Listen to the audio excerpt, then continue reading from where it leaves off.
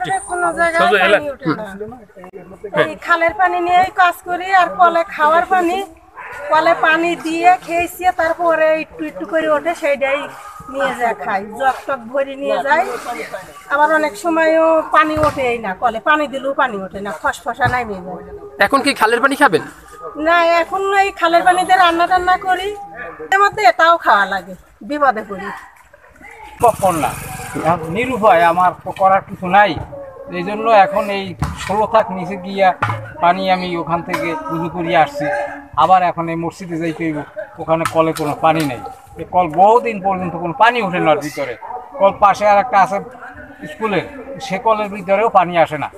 ভিতরে অন্তপক্ষে 1 বালতি পানি দিলে তারপর যদি 2-3 দিনে চাপতে চাপতে তারপরে কদ্দুর পানি ওঠে, 1 জগ পানি কোনো লইতে পারে, তার তো সম্ভব না। এইভাবে শান্তি আমরা আর কতদিন ভোগ করবো আল্লাহ জানে। আমাদের টিউবওয়েলে কোনো পানি মোটর দেওয়া পাই না, চাপতেও পাই না, কোনো পানিই ওঠে না। একমাত্রই উৎস হইলে অমৃততে যে পানি উঠাচ্ছে, সেই পানির 18 ইঞ্চি পাইপ দিয়া, এই জন্য আমাকে 2 ইঞ্চি পাইপে কোনো পানি ওঠে না। বড় পানির সংকটে আমরা আছি। ওর খাল, এই পানি তো খাইতে হয় আমাদের, ফ্যাটকিলো মেটকিলো দিয়ে খাই, কি করবো। বরিশালের বাবুগঞ্জ উপজেলায় ভূগর্ভস্থ পানির স্তর বিপর্যস্ত করে খনিজ পানি উত্তোলন ও বাজারজাতকরণের কারণে পানির তীব্র সংকট দেখা দিয়েছে বাবুগঞ্জ উপজেলার প্রায় 6টি গ্রামে।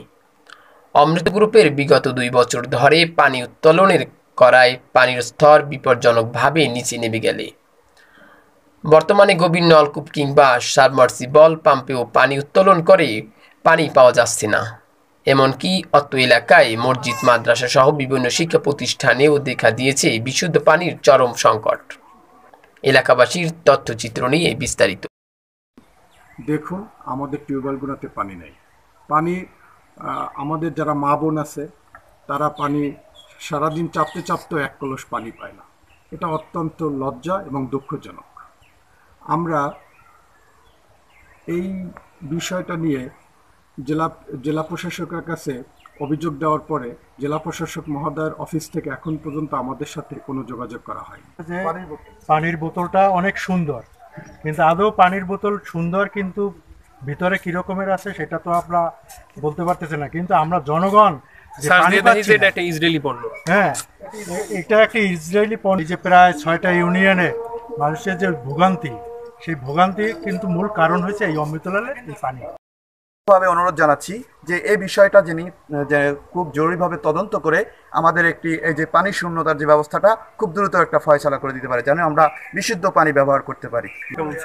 আগে পানি আসে না, এখন পানি পাই না, কিছু করতে পারি না, গোসল করতে পারি না, কোনো কাজ করতে পারি না, খালের পানি ব্যবহার করা লাগে।